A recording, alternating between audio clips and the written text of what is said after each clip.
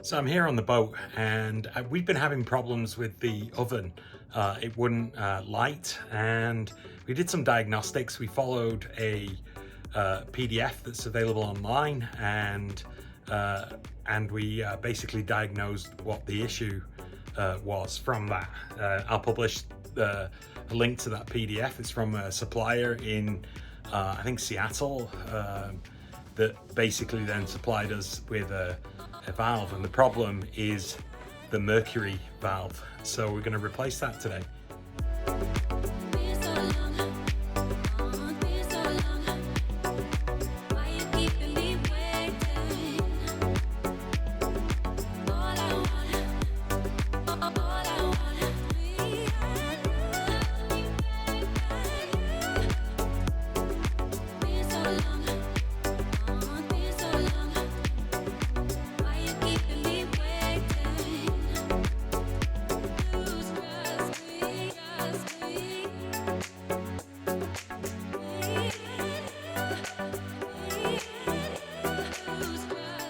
So you can find this document on the Shore Marine Service website.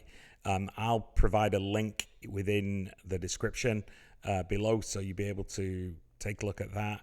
And basically this gives you a really good overview and troubleshooting guide for the Seaward, Princess and Hillerange stoves that were manufactured prior to September 2007.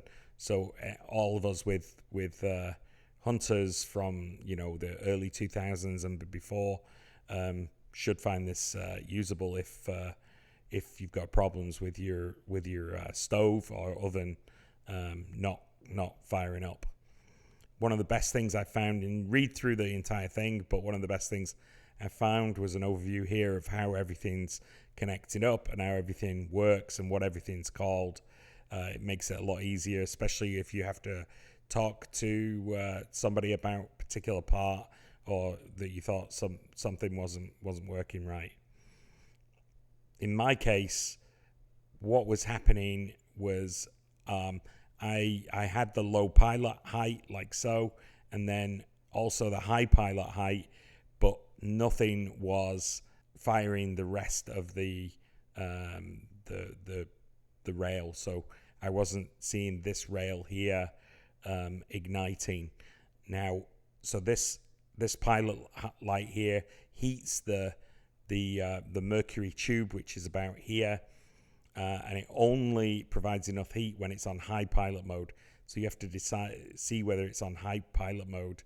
Now, it could be still that high pilot mode was too low, so I used some additional heat, and I could see it getting, this whole thing here was getting red hot. So it definitely wasn't lack of heat, and as such, we determined that what the problem was that one of these two valves, or these valves, the Mercury Control Valves, were not working correctly. This is the particular one I had, and I sent pictures to Shore Marine, who then provided the correct part for me. This one was the one I needed. So this here is the Mercury valve that I'm talking about. Basically, it's a safety valve, and it shuts off if there's no pilot light available. This one I bought from Shore Marine in Seattle, and they're pretty much the only people who are doing these at the moment. And they do require you to send your original back, so I'm going to do that as well today. I'm going to put that back in a bag and send that off to them once I've removed it. But basically, it's underneath this panel here. So it's underneath the panel on the top of the cooker here, and basically it feeds into the oven as well. And there's the probe that you can see that's there goes into the oven, and that's what basically what we're looking at really. So what we're going to do is go unscrew it from the inside and unscrew it from the top as well. So the first thing I'm going to do is open this top panel here, and you do that by just really pulling just pull. You move it forwards, slide it as much as you can, and then you pull. Now, this other camera is in the way. Okay, so the first thing we got to do is take this out off here. And the way we're going to do it is going to start with this here. Make sure that you've already, like I have, already stopped the gas and turned it off. The safety valve is off anyway, but basically make sure you bleed the system down, turn it off at the tank, and then open all the valves and open everything and let it bleed out before you do any of this. We've already done that. I'm gonna get a wrench to get on here.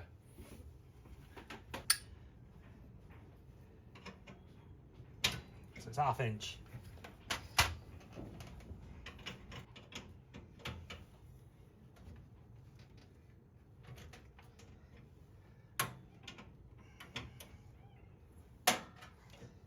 And once you cracked it, it should come off pretty easily. Take that one off there.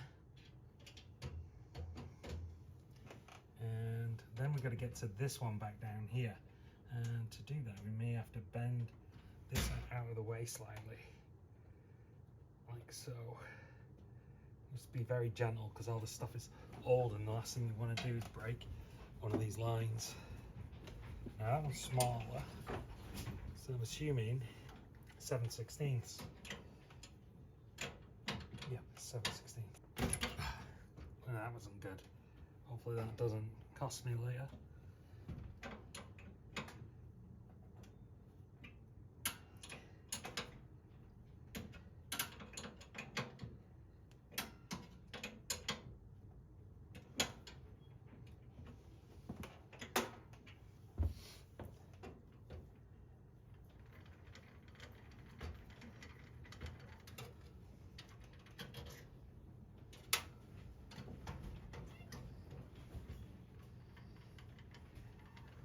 These were really loose.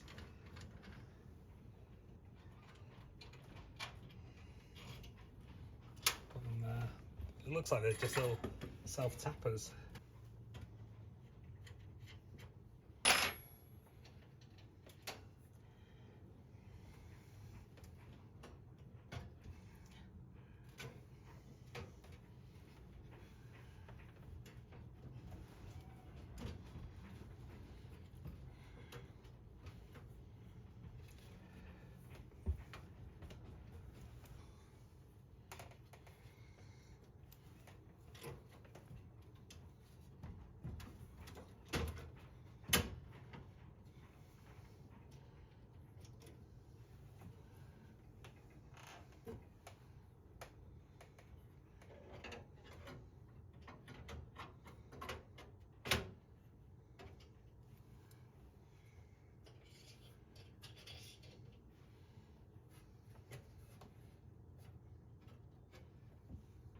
I don't know if you can see, but there is a little tube.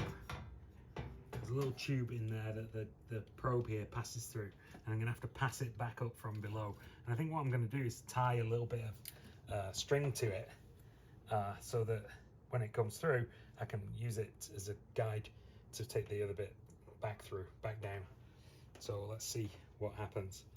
This could be a little difficult to see, but right here, right under there is a little screw, and you have to undo the little screw and then pull out the mercury probe. So the mercury probe goes through, it's right here in this hole, goes right through over there, and we're going to pull it from the other side once I've released the screw, and hopefully it basically just comes off. But firstly, I don't know if I can get. Oh, okay. That screw. I was worried that this screw wouldn't undo. Boats always have tight spaces, so if you can, get yourself one of these. It's basically a ratchet screwdriver.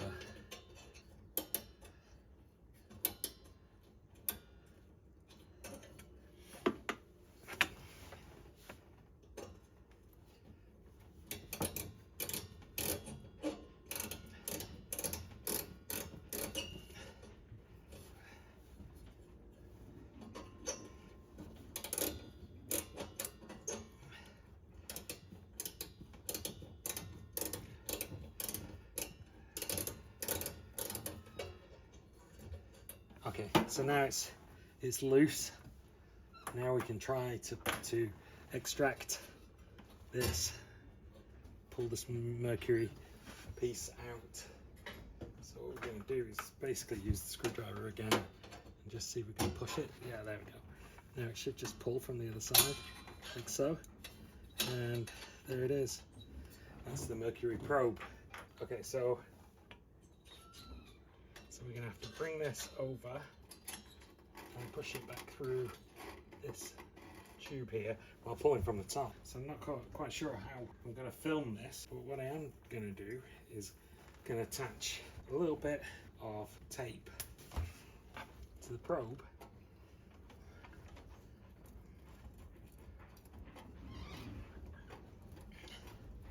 Like so. And hopefully I can pull this through and then have a tracer with a combination of pulling here and pushing over there.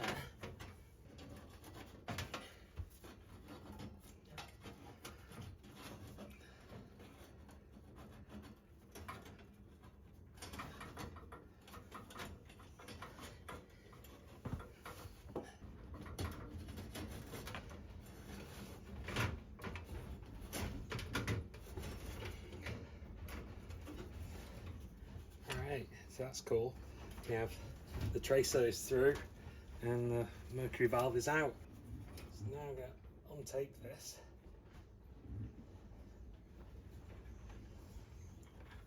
If I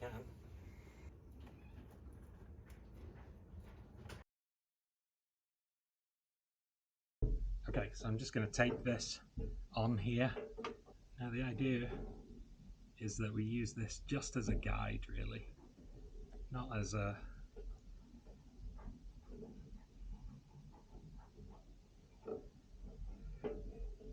I don't want to make it bigger than it needs to be, so I'm going to cut the excess off.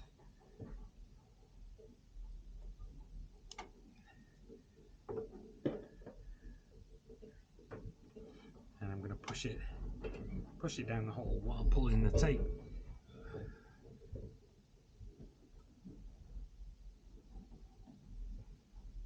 So I'm going to push it down the hole while pulling from the bottom, but I'm only going to pull gently because it's just, like I said, it's just to guide it.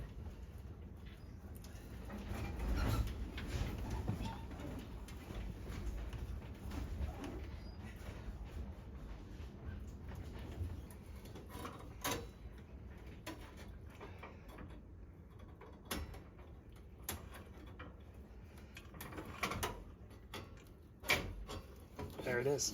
So there we go. So now I feel better. Now we can see the probe coming through. That worked. It worked really well. Didn't have to. People said you can just feel it inside and then you pull it through. But this, I think, this is a better method. It just gives you a bit more safety.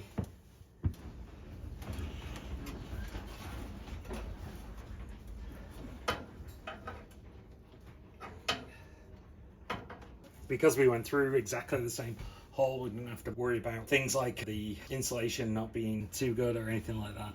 I'm just gonna now take the tape off. It actually slid right off. So then the new probe, you put through the hole like we did before, and then I'm just gonna tighten the screw just to stop it from coming out.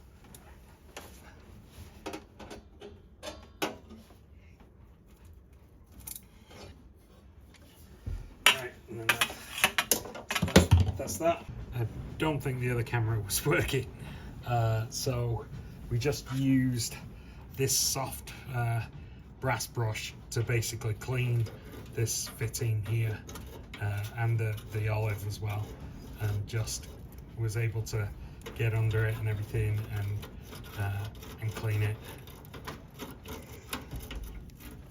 So it should be pretty good now.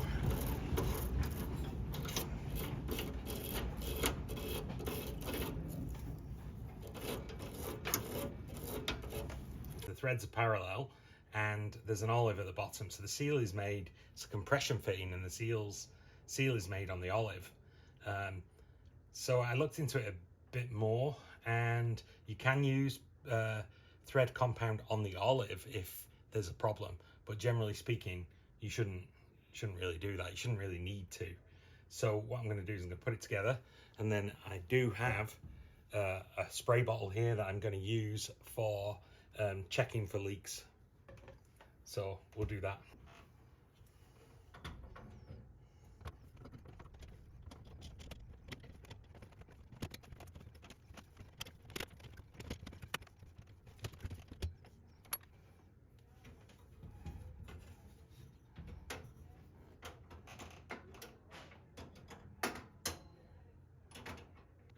It's going in really easy, so I know it's not cross-threaded, so I did have to sort of bend the pipe a little bit to get it in, but it's definitely not cross-threaded.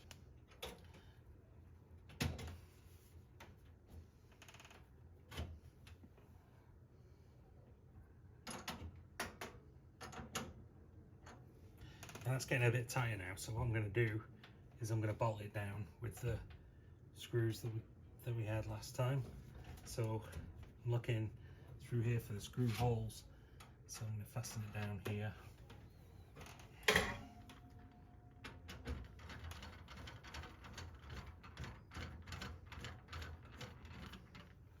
And then let's find the other one.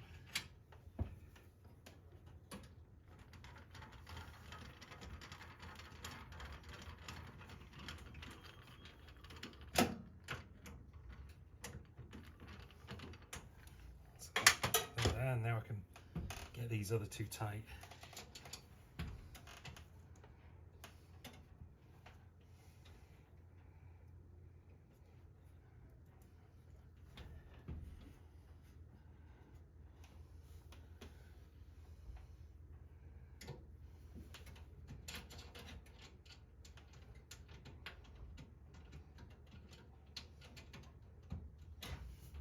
Again, this is another compression fitting.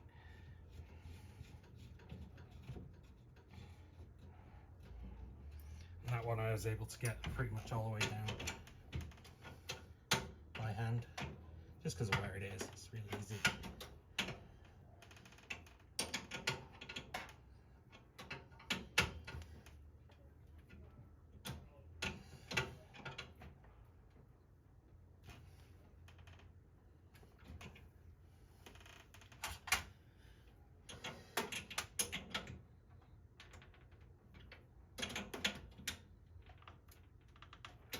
Okay, those are pretty tight. Not over tight, but they're pretty tight. So I lit the pilot light here. You can see that, and now the main burner is lighting.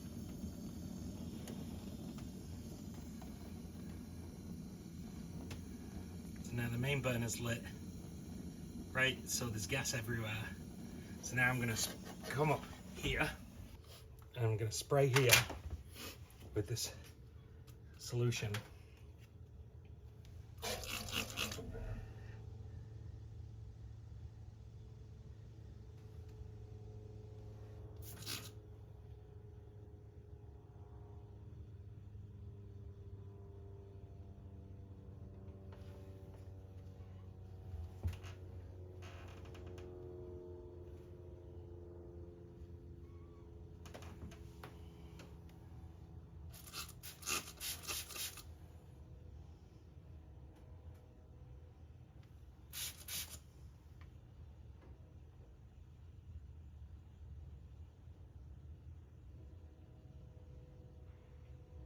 I don't see any bubbles, so I think that's a positive test. Alright, and that seems to work. Everything opened, the gas valve opened inside, we got everything working.